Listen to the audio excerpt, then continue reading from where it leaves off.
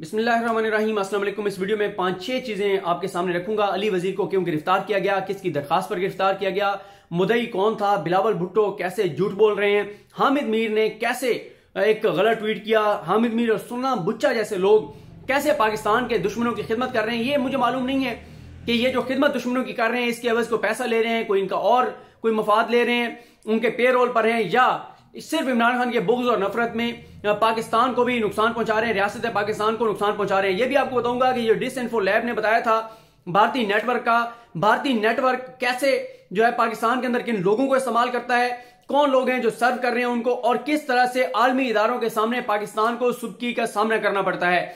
इन तमाम चीजों पर बात करते हैं। पहले मैं आपको यह बता दूं, अली वजीर ने एक तकरीर की कराची में जिसमें उसने पश्तूनों को जो है वो पाकिस्तानी फौज के जवानों पर हमला करने के लिए उकसाया। और उन्होंने वो या तो ये होता है कि स्पेसिफिक कहते हैं कि हमारे साथ ये ज्यादती हुई, इसने ये गलत किया, लेकिन वो कह रहे हैं कि जब भी हमें मौका मिला पाकिस्तानी फौज के सिपाही से लेके बड़े जनरल तक किसी को नहीं छोड़ा जाएगा। इस तरह से पाकिस्तान की वो दुश्मनी कर रहे हैं, पाकिस्तान की फौज पर हमले के लिए लोगों को उकसा रहे हैं। फिर ये होता है कि जब वो ये चीज करते हैं तो पुलिस की मुद्दइयत में, सिंध पुलिस की मुद्दइयत में जो है वो FIR दर्ज होती है और उस पे अली वजीर को गिरफ्तार किया जाता है। एक तरफ जो है वो सिंध हुकूमत की सिंध पुलिस की मुद्दइयत में FIR दर्ज होती है और गिरफ्तार किया जाता है, तो दूसरी तरफ बिलावल भुट्टो जरदारी क्या जो है वो बयान जारी करते हैं वो मैं आपको बताता हूं। बिलावल भुट्टो कहते हैं कि NA-50 से मुंतखब होने वाले रुकने कौमी असम्बली मोहम्मद अली वजीर की गिरफ्तारी की सख्त अल्फाज में मजम्मत करते हैं। बिलावल ने कहा कि मुंतखब रुकने कौमी असम्बली को यूं गिरफ्तार करना जमहूरी रवायात के मुनाफी है। उनका कहना था कि जलसे और अवामी रैलियां कोई जुर्म नहीं कि इसकी बुनियाद पर किसी को गिरफ्तार किया जा सके। पहला पॉइंट, बिलावल कहते हैं कि जमहूरी रवायात के खिलाफ है। बिलावल की अपनी सिंध पुलिस ने FIR दर्ज किया और उसके ऊपर वो गिरफ्तार हुए हैं। दूसरा, बिलावल कहते हैं अवामी रैलियां कोई जुर्म नहीं है, अवामी रैली की बुनियाद पर वो कोई जुर्म नहीं है, रैली पे वो गिरफ्तार नहीं हुए। रैली पे गिरफ्तार होते तो अब तक आप सारे गिरफ्तार हो चुके थे। जिस तरह से आप रैलियां कर रहे हैं कोविड के दिनों में, पाकिस्तानी फौज के खिलाफ लोगों में इश्तियाल पैदा करना, लोगों को हमले पर उकसाना, हमले के लिए तैयार करना, इस चीज पे वो गिरफ्तार हुए हैं। उसके बाद बिलावल कहते हैं कि अवामी नुमाइंदों और सियासी रहनुमाओं के खिलाफ दर्ज होने वाला मुकदमा बेबुनियाद है। सिंध पुलिस ने किया हजूर। अच्छा, फिर कहते हैं बिलावल के रियासत आजादी इज़हार राय को अगर यूं ही पाबंदी हासिल करती रही तो इसके अच्छे नताइज बरामद नहीं होंगे। उन्होंने बिलावल भुट्टो ने कहा कि दुनिया में फाशिस्ट हुकूमतों का यह वतीरा रहा है कि वो अवाम की आवाज दबाने के लिए उनके नुमाइंदों के खिलाफ मुकदमात के इंदराज करते हैं और उनको गिरफ्तार भी करते हैं। उन्होंने यह भी कहा कि पाकिस्तान पर मुसल्लत कठपुतली सरकार भी इस फस्तायत ज़दा रवैये के लंबरदार बनकर जमहूर की सदाओं को जबर के हथियारों से दबाने की मजमूम कोशिश कर रही है। अपने ही खिलाफ चार्जशीट, अपने ही खिलाफ बयान, अपने ही सिंध हुकूमत के खिलाफ बयान। बिलावल ने दरअसल वही काम किया है जो मरियम ने इसराइल वाले मामले पर किया है। अपने ही खिलाफ इंटरव्यू को ट्वीट कर दिया।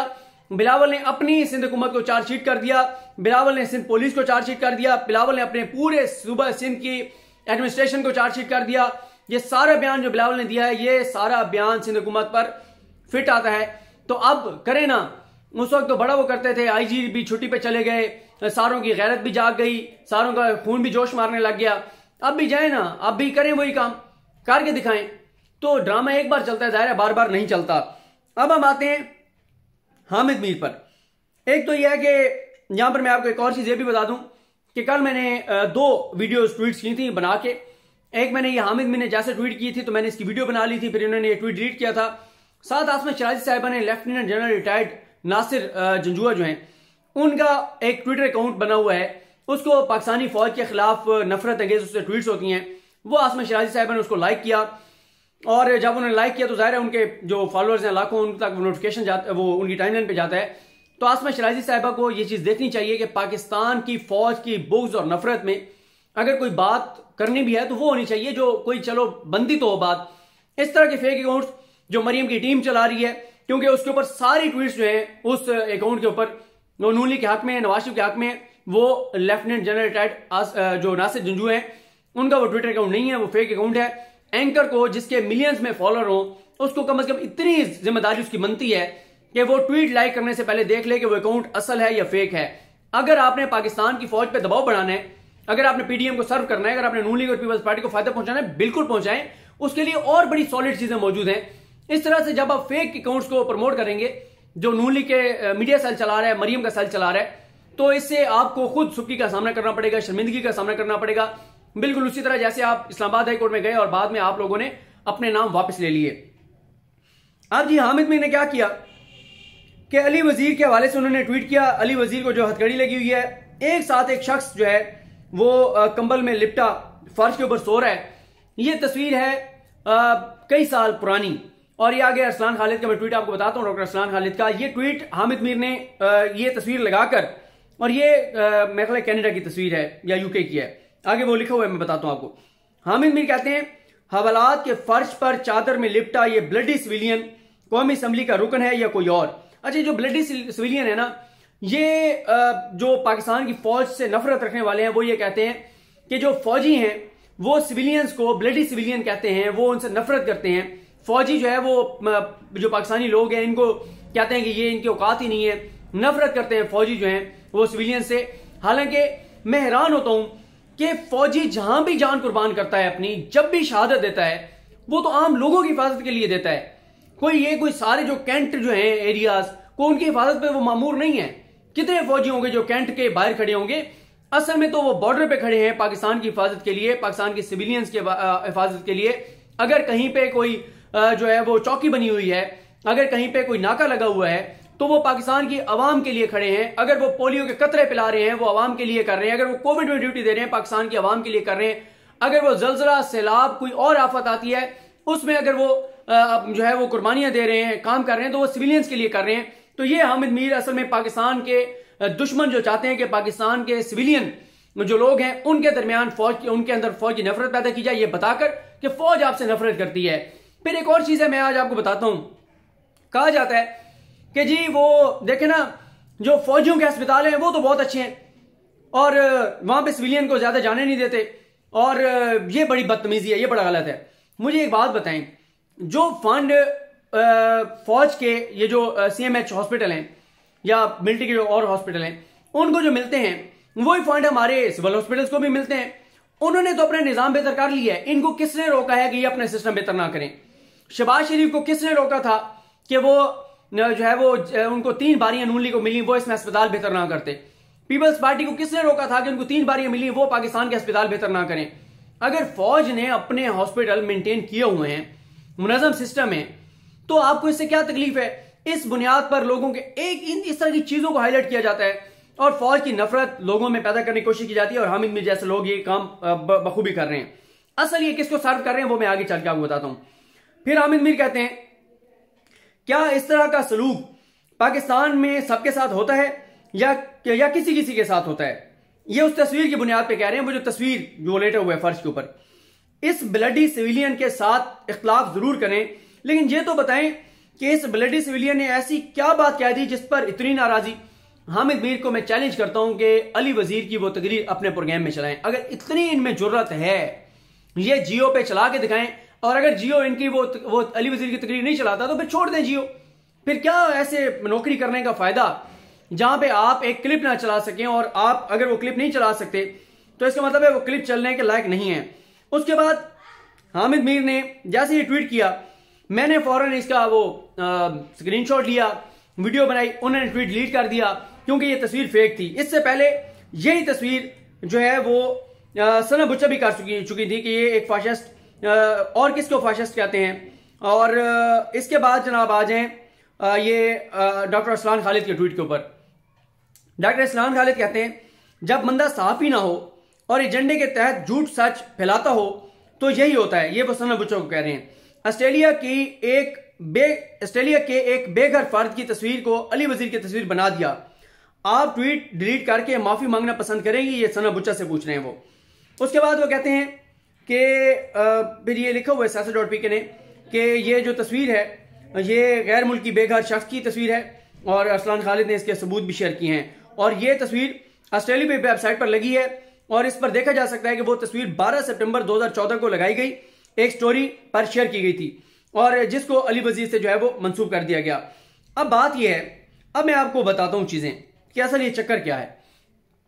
आपको मैं आज बताता हूं कि ये जो एनजीओ पाकिस्तान में काम कर रही होती हैं, सारी नहीं, बहुत सारी एनजीओ पाकिस्तान में बहुत अच्छा काम कर रही हैं। कुछ एनजीओ जो डाटा इकट्ठा करती हैं कि बच्चों के साथ ज्यादती के वाकयात कितने हो गए, फलां चीजें कितनी हो गई, फलां चीजें कितनी हो गई, ये करते क्या हैं?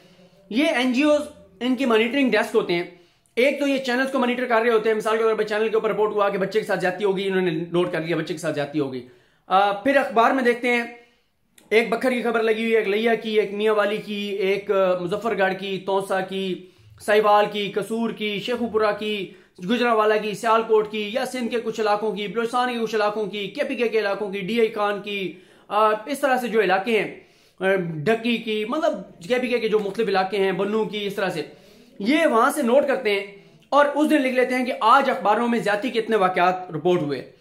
फिर अगले दिन लिखते हैं, फिर अगले दिन लिखते हैं, फिर अगले दिन लिखते हैं। इस तरह से महीने पूरे का वो लिख लेते हैं कि इतने ज्यादती के वाकयात जो है वो रिपोर्ट हुए। अखबारों से डाटा लिया जाता है। बहुत कम एनजीओ हैं जिनकी एक्सेस होती है कि फिर अच्छा उसके बाद कुछ एनजीओ हैं जो फिर डाटा मांग लेती हैं पुलिस स्टेशन से कि आप बताएं कि जी जो है वो कितने आपके पास FIR दर्ज हुई, वो दे देते हैं।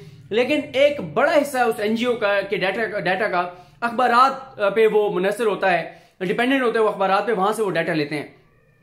अब जो पाकिस्तान के दुश्मन हैं, वो जो डिसइंफो लैब ने वो सारा नेटवर्क पकड़ा था, उसमें इंडिया ने क्या किया था?